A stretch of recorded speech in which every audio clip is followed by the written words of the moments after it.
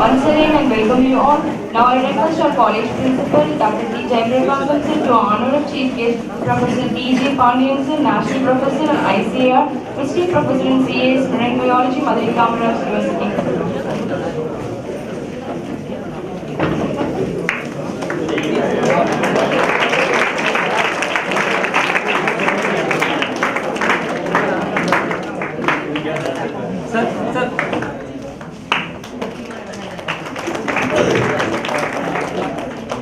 Thank you, sir.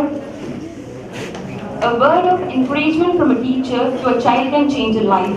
A word of encouragement from the spouse can save a marriage. A word of encouragement from a leader can inspire a person to reach his potential.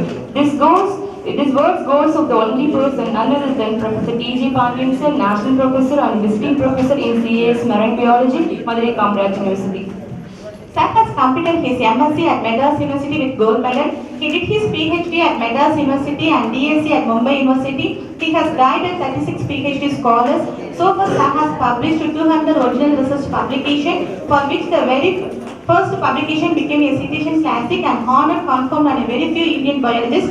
For the last 4 years, 4 books were published by scientific publishers CRS Press USA. Sir served as an editor for Current Science, Korean Journal of Aquaculture, Indian Journal of Marine Science, Marine Ecology Progress Series, Hydrobiologica, Journal of Asian Fisheries Science, Proceeding of Indian National Academy of Science, Journal of Experimental Marine Biology and Ecology, Journal of Experimental Marine Biology and Ecology, Journal of Scientific and Industrial Research. Sir has received Hooker Award in 1978, Bhatnagar Prize in 1984, Naga International Prize in 1991, Bahar Memorial Gold Medal in 1994, Tamil Nadu Scientist Award in 1997, and National Professor, that is one of the 10 in India. Sir has been elected as a Society of the National Academy of Sciences, Allahabad, 1984, Indian Academy of Sciences, Bangalore, Indian National Science Academy Sciences and World Academy of Sciences in Italia in 1999. At present, Sir is working as a visiting professor CAS in Marine Biology, Annamalai University. I am dedicated to offer a happy welcome you, sir, and I request you to kindly take on this lecture. Please, sir.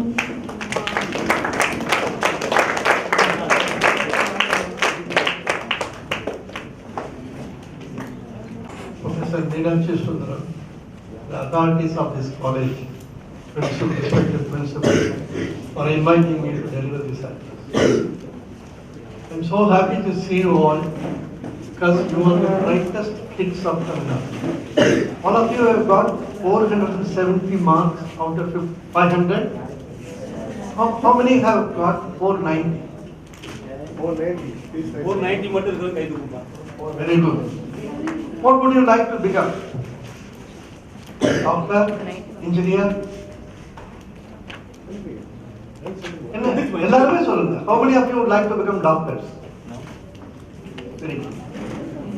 How many of you would like to become engineers?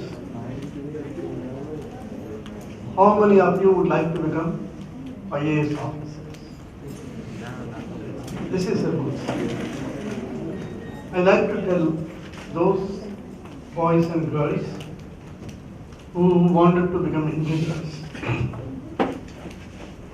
As per Anna University publications, there is something like 630 engineering colleges in Tamil Nadu. 630. Tamil சொல்லட்டுமா? 630 engineering colleges. இந்த கல்லூரிகளிலிருந்து ஒரு வருஷத்துக்கு 4,50,000 engineers வெளியே வரலாம். 4 லட்சம் engineers வெளியே வரலாம். அவங்கள நல்ல காலேஜ், நல்ல இன்ஜினியரிங் காலேஜ் படித்து வெளியே வரக்கூடிய, ஆங்கிலத்தில் சொன்னால் எம்ப்ளாயபிள் இன்ஜினியர்ஸ். சர்டிஃபிகேட் வச்சிருப்பான், ஆனால் கேட்டால் தெரியாது. ஒரு செங்கல் வெயிட் என்னன்னு கேட்டால் சிவில் இன்ஜினியருக்கு தெரியாது. எம்ப்ளாயபிள் இன்ஜினியர்ஸ் வந்து 1 லட்சம் பேர் தான். தமிழ்நாட்டில் அண்ணா யூனிவர்சிட்டி சர்வேப்படி ஒரு வருஷத்துக்கு 25,000 இன்ஜினியர்ஸ் தான் வேலை. இப்போ 75,000 பேர் எம்ப்ளாயபிள் இன்ஜினியர்ஸ்க்கே வேலை இல்லை. இந்த சூழ்நிலையில் இந்த அம்மா அப்பப்போ கரண்ட்டை வேலை ஆஃப் பண்ணிடலாம். புதுசாக ஃபேக்ட்ரி வரல, பழைய ஃபேக்ட்ரியே க்ளோஸ் பண்ணிடலாம். அப்போ நீங்கள்லாம் இன்ஜினியர் ஆகி வெளியே வரும் பொழுது எப்படி வேலை வாய்ப்பு இருக்கணும் என்பதை யோசிச்சுப்பாங்க. டாக்டரா வரணும்னு சொல்றவங்களுக்கெல்லாம் 6 வருஷம் கோர்ஸ், சரியா? 5.5 வருஷம் ப்ளஸ் ஒரு ஸ்ட்ரைக் பண்ணி எப்படியாவது 6 வருஷம் ஆகிடும். பிறகு எம்பிபிஎஸ் வாங்கலாம், நிச்சயமா சம்பளம் 50,000 ரூபாய். ஆனால் அது பிறகு பிரைமரி ஹெல்த் சென்டர் இந்த மாதிரி கிராமங்களில் 3 வருஷம் வேலை பார்த்தா you are eligible to apply for post graduation in medicine. எம்எஸ்ன்னு சொல்றாங்க, master of surgery, master of எம்டின்னு சொல்றாங்க, மாஸ்டர் ஆஃப் மெடிசின். இப்போ அது பண்றதுக்கு 3 வருஷம். இப்போ 6 வருஷம் போய் அது படிச்சா 6 வருஷம், 12 வருஷம் ஆச்சா? அந்த மாதிரி எம்எஸ்ஓ எம்டிஓ பண்ணா உங்களுக்கு நிச்சயமா 2 லட்சம் ரூபாய் சம்பளம். சரியா? சரி. அது பிறகு 3 வருஷம் கவர்மெண்ட் காலேஜ்லயோ அல்லது பிரைவேட் காலேஜ்லயோ ஹாஸ்பிட்டல் நீங்க வேலை பார்த்தீங்கன்னா சூப்பர் ஸ்பெஷலைசேஷன், இருதயத்தை அறுத்து பார்க்கறது, மூளையை அறுத்து பார்க்கறது, கிட்னியை அறுத்து பார்க்கறது, கிட்னி ஒரு மனுஷன்ல இருந்து இன்னொரு மனுஷனுக்கு மாற்றுறது, இந்த மாதிரி வேலையெல்லாம் பார்க்கறது சூப்பர் ஸ்பெஷல். அதுக்கு 3 வருஷம் நீங்க வேலை பார்க்கணும். அப்புறம் மாஸ்டர் ஆஃப் சிராலஜி, டாக்டர் ஆஃப் மெடிசன் 3 வருஷம். 18 வருஷம் நீங்க வேலை பார்த்தீங்கன்னா படிச்சீங்கன்னா உங்களுக்கு சம்பளம் 5 லட்சம் ரூபாய். ஸோ மெடிசின் போகணும்னு நினைக்கிற பிள்ளைகள் தான், பிள்ளைங்களா இருக்கட்டும் பெண்களா இருக்கட்டும், இது நல்ல யோசனை. ஐஏஎஸ் அதிகாரிகள் போகணும். தமிழ்நாட்டுக்கு ரொம்ப பேர் ஐஏஎஸ் அதிகாரிகள். எல்லாரும் என்ன நினைக்கிறாங்க, கஷ்டம் சார் அதை பாஸ் பண்ணுறது, கரெக்டாக எல்லாரும் வர முடியாது. ஐஏஎஸ்ன்னு சொல்லக்கூடிய பப்ளிக் சர்வீஸ் எக்ஸாமினேஷன் சொல்றானோ இல்லையோ, இதில் 36 ரேங்க் இருக்கு. Indian foreign service, Indian forest service, Indian revenue service, income tax officer அவரானா இல்லையோ, இதெல்லாம் கடைசியா 36வது ரேங்க் என்னன்னு கேட்டீங்கன்னா மெட்ராஸ்ல திருச்சினாப்பள்ளியில கஸ்டம் ஆஃபீஸர் இருக்காங்கல்ல அவன் தான். ஸோ நீங்கள் எல்லாருமே கலெக்டராக வர முடியாவிட்டாலும் இந்தியன் ரெவென்யூ சர்வீஸில் வந்தால் இன்கம் டேக்ஸ் ஆஃபீஸர் ஒன்றும் இல்லையா, நம்ம கடைசியாக கிடைச்சது பகவான் ஏதாவது விட்டுருக்காருன்னு சொன்னால் குறைஞ்சது கஸ்டம் ஆஃபீஸர் வேறு. ஆனால் அந்த மாதிரி போட்டி பெறக்கூடிய தகுதியும் திறமையும் தமிழ்நாட்டில் அதிகமாகிடுச்சு. அதனால தான் நான் குறிப்பாக ஐஏஎஸ் அதிகாரி. சரியா? இப்போ இவெல்லாம் சயின்ஸ் பண்ணு நான் கழுத்தாத்தின்னு இருக்காங்க. சயின்ஸ் பண்ணால் நமக்கு என்ன லாபம்? மெடிக்கல் காலேஜ் போகிறோம், இன்ஜினியரிங் காலேஜ் போகிறோம், ஐஏஎஸ் பரீட்சை எழுத போகிறோம். அப்பா அம்மாக்கள் தான் பணம் வரணும். நம்ம தாழ்த்தப்பட்ட ஜாதியாக இருந்தாலும் கவர்மெண்ட்ல இருந்து ஸ்காலர்ஷிப் கொடுக்குறாங்க. மித்தவர்களுக்கெல்லாம் பணம் இந்த காலேஜ் வரணும்னா இவன் ஃபீஸ் கேட்பான் இல்லையா? பஸ் விட்டாங்க, பஸ்ஸில் பணம் கேட்பான். ஆனால் நீங்கள் சயின்ஸ் +2ல் தமிழ்நாட்டில் 8 லட்சம் குழந்தைகள் படிக்கிறது. இந்த 8 லட்சம் குழந்தைகள் உங்களை மாதிரி +2 பண்ணுறோம். கிரீம் லேயர்னு சொல்றாங்க 1%. அப்படின்னு சொன்னா 800 குழந்தைகள் தான் 1% கிரீம் லேயர்.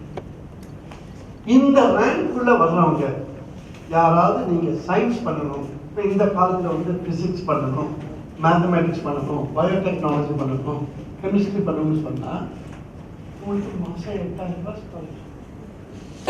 இது சொல்லியிருக்காளா இல்லையான்னு எனக்கு தெரியாது. 8000 ரூபாய் எம்எஸ்சி படிச்சு முடிக்கிறவருக்கு 8000 ரூபாய் மாசம். அதுக்கப்புறம் நீங்க பிஹெச்டி படிக்கணும்னு சொன்னா 25,000 ரூபாய் ஸ்காலர்ஷிப். பிஹெச்டி முடிச்ச பிறகு 5 வருஷத்துக்கு 14 வருஷத்துக்கு +2 பாஸ் பண்றதுக்கு 16 வயசு இருக்கும், இல்லை 17 வயசு இருக்கும். அதுக்கடுத்து 14 வருஷம் வரைக்கும் உங்களுக்கு சம்பளம் கொடுத்துட்டே இருப்பாங்க. எந்த மெடிக்கல் காலேஜ்ல இப்படி ஸ்காலர்ஷிப் கொடுக்குறார், எந்த இன்ஜினியரிங் காலேஜ்ல இப்படி ஸ்காலர்ஷிப் கொடுக்குறார் அப்படின்னு பார்க்கணும். ஆனால் தமிழ்நாட்டில் இருந்து கடந்த பல ஆண்டுகளில் நான் சொன்னேன் 10,000 ஸ்காலர்ஷிப் கொடுக்குறாங்க. இந்தியாவில் 26 ஸ்டேட்ஸ், பெரிய தமிழ்நாடு, கேரளா எல்லாம். இப்போ தமிழ்நாட்டுடைய ஷேர் வந்து 500. எத்தனை குழந்தைகள் உங்களை மாதிரி படித்து இந்த ட்ரைனிங்க்கு வந்தவர்கள்லாம் எத்தனை பேர் அப்ளை பண்ணுறான்னு கேட்டால் போன வருஷம் 13 பேர் தான் அப்ளிகேஷன் போட்டாங்க. அது 13 அப்ளிகேஷன் போட்டவரில் 3 பேர் அப்ளிகேஷன் தப்பாக போட்டுருக்காங்க. அது எப்படி நான் என்ன சொல்கிறேன், அந்த 10 பேருக்கு தான் ஸ்காலர்ஷிப். அப்போ தமிழ்நாட்டினுடைய பங்கு 490 ஸ்காலர்ஷிப் ஸ்டேட்ஸ். அப்போ இவ்வளவு பெரிய ட்ரைனிங் ப்ரோக்ராம் நடத்துறாங்க. ஒரு பெண்மணி உனக்கு மாத்திரம் 6,500 ரூபாய் இங்கே கொடுத்துட்டாங்க. இங்கே வந்து போ. அப்போ 2,000 கோடி ரூபாய் செலவழிச்சு இந்த ப்ரோக்ராம் இந்தியா முழுவதும் நடத்தாங்க. அப்போ எத்தனை பேர் சயின்டிஸ்டா வரப்போறாங்க அப்படி பார்த்தா தமிழ்நாட்டில் இருந்து 10 பேர் கூட இல்லை. இப்போ என்ன தப்பு நடக்கிறது? மெடிக்கல் காலேஜுக்கு தான் போவேன்னு சொல்ற பையன்கள் இந்த ப்ரோக்ராம் வந்துட்டு இருக்காங்க. இந்த வாய்ப்பை இன்னொரு பையனுக்கோ இன்னொரு பெண்மணிக்கோ கொடுத்துருக்கோம். மெடிக்கல் பண்ணலாமா, சயின்ஸ் பண்ணலாமா, இப்படியே ஆசரேஷன்ல இருக்கான் பாரு, அவன் தான் இங்க வரும். ரைட்? சரி, இந்த +2 பரீட்சை எழுதுனா மீனாட்சி சுந்தரமும் இந்த ப்ரொஃபஸர் பிரின்சிபல் இருக்காங்க ஜெயபிரகாஷ், அவங்களுக்கு ஒரு கையெழுத்து போட்டு ஒரு சர்டிஃபிகேட் கொடுக்குறாங்க. இந்த சர்டிஃபிகேட்டை பத்திரமா வச்சுட்டு ஜூன் ஜூலை மாதம் department of spelling, department of science and technology என்ற ஒரு டிபார்ட்மெண்ட்டுக்கு வெப்சைட் திறக்கணும். கம்ப்யூட்டர் வெப்சைட்னா தெரியுமா? வெப்சைட்னா தெரியுமா? சரி, திறந்தா உங்களுக்கு ஒரு அப்ளிகேஷன் வரும். இந்த அப்ளிகேஷனை டவுன்லோட் பண்ணுறீங்க. அதில் உங்கள் பேர், உங்கள் விலாசம், அம்மா அப்பா பேர், ஜாதி மதம் தேவையில்லை, அம்மா அப்பாவுக்கு என்ன வருமானம் தேவையில்லை. அது போக அவங்க 5 சர்டிஃபிகேட் கேட்குறாங்க. முதல் சர்டிஃபிகேட் இந்த பயிற்சி முகாமில் நீங்கள் பங்கு பெற்றுள்ள ஒரு சர்டிஃபிகேட் எழுதிட்டார். 2வது சர்டிஃபிகேட் நீங்கள் +2ல நல்ல சிறப்பாக வெற்றி பெற்று இந்த புத்தராம்பட்டி மாதிரி ஒரு நல்ல கல்லூரியில் பிஎஸ்சி மேத்தமெட்டிக்ஸ் அல்லது பிசிக்ஸ் அல்லது கெமிஸ்ட்ரி அல்லது பயாலஜி அல்லது ஜியாலஜி, இப்போதானே வந்துட்டு போனார் ஒருத்தர், ஜியாலஜி அல்லது ஜியாகிரபி, எர்த் சயின்ஸ்னு சொல்லுவாங்க. இந்த 5 கோர்ஸ்ல ஏதாவது ஒரு கோர்ஸ்ல நீங்க பிஎஸ்சி சேர்ந்து கல்லூரி முதல்வர்கிட்ட இந்த பெண்மணி லட்சுமி எங்க கல்லூரியில் பிஎஸ்சி பிசிக்ஸ்க்கு சேர்ந்திருக்காங்க ஒரு சர்டிஃபிகேட். இது 2வது சர்டிஃபிகேட். 3வது சர்டிஃபிகேட் நீங்க பிளஸ் 2ல பாஸ் பண்ணல இல்லையோ, இந்த மார்க் சர்டிஃபிகேட் இருக்குல்ல அது வேணும். 4வது சர்டிஃபிகேட் நான் சொன்னேன்ல, தமிழ்நாட்டில் 8 லட்சம் குழந்தைகள் பரீட்சை எழுதுது, அதுல உங்களுடைய ரேங்க் என்ன, அதாவது டிபார்ட்மெண்டல் ஸ்கூல் எஜுகேஷன் அல்லது டைரக்டரேட் ஆஃப் ஸ்கூல் எஜுகேஷன் ஒரு நிறுவனம் தமிழ்நாடு, அங்க போய் உங்க தகப்பனாரோ தாயாரோ ஒரு மற்றவரோட சேர்த்து கொண்டு போய் நீங்க அதுக்கு எழுதி கொடுக்கணும், ஒரு சலான் கட்டணும். கேட்டா உங்களுடைய ரேங்க் என்ன. இந்த பெண்மணி இருக்கா சரஸ்வதி, இவ இந்த தமிழ்நாட்டில் 239வது ரேங்க்ல பாஸ் பண்ணிருக்கா. இந்த பெண்மணி 3வது ரேங்க்ல பாஸ் பண்ணிருக்கா. இந்த பையன் 1வது ரேங்க்ல பாஸ் பண்ணிருக்கான்னு சர்டிஃபிகேட் கொடுக்குறாங்க. இந்த சர்டிஃபிகேட் 5வது ஏதாவது ஒரு நேஷனலைஸ் பேங்க், இப்போ இருக்காங்களா ஸ்டேட் பேங்க்னு சொல்லலாம், இந்தியன் பேங்க், இப்படி ஏதாவது ஒரு பேங்க்ல ஒரு SP account, savings banks account, அந்த மேனேஜர்கிட்ட ஒரு சர்டிஃபிகேட் வாங்கணும். இந்த லட்சுமி என்ற பெண்மணி எங்க பேங்க்ல ஒரு அக்கௌண்ட் வச்சிருக்கா என்று சொல்லணும். இந்த 5 இணைப்புகளும் இருந்தால் you are eligible to get the scholarship. Mark வாங்கினா மாத்திரம் பத்தாது, பிஎஸ்சி பிசிக்ஸ்ல சேர்ந்தா மாத்திரம் பத்தாது. பட் இந்த இணைப்புகள் இல்லாவிட்டால் அங்க இருக்கிற சித்திர புத்தகங்கள் இருக்காங்கல்ல வெளியில, அவனுக்கு இதெல்லாம் தெரியாது. நீங்க எவ்வளவு கெட்டிக்கார பிள்ளைகள், நீங்க எல்லாம் எவ்வளவு கெட்டிக்கார பையங்கன்னா அவளுக்கு தெரியாது. அவன் இந்த 5 இணைப்பு இருக்கிறேன்னு ஆகவே இந்த 5 வினாடிகளும் நான் உங்களுக்கு முக்கியமா சொல்ல விரும்புறது, நீங்க என்ன காலேஜில் படிக்க போறீங்க, அதனால உங்களுக்கு என்ன கமிட்மெண்ட், மெடிக்கல் பண்ணா இன்ஜினியரிங் பண்ணா என்ன கமிட்மெண்ட், ஐஏஎஸ் படிக்கணும் என்பதை வலியுறுத்துது. சயின்ஸ் படிக்கணும்னா நீங்க என்னெல்லாம் செய்யணும். அதாவது அருப்புக்கோட்டை போயிருக்கு, இந்த மாதிரி ஒரு சின்ன கிராமத்தில் இருக்கிற காலேஜ், 3 பெண்மணிகள் ரொம்ப ஏழை குடும்பத்துல படிக்க ஃபர்ஸ்ட் ஜெனரேஷன் கிராஜுவேட் சொல்றாங்க இல்லையா, அப்பா அம்மா படிக்கல, பிசிக்ஸ்ல சேர்ந்துருக்கு, நல்ல மார்க் வாங்கியிருக்கு, இன்ஜினியரிங் காலேஜ்ல சீட் வேணாம்னு சொல்லிட்டு totally eligible to get DST fellowship. 5 இணைப்புகளையும் வைக்கல. Therefore, I wanted to impress you upon that this is what you do. சரியா? இப்போ இந்த ப்ரோக்ராம்ல 4 நாளா உங்கள்கிட்ட நிறைய பேசிட்டாங்க, சயின்ஸை பண்ணு சயின்ஸை பண்ணு. நான் சயின்ஸை பண்ணுன்னு சொல்லலை, நான் சும்மா கதை சொல்லிட்டு போகலாம்னு நினைக்கிறேன். முதல் ஸ்லைட் பார்ப்போமா?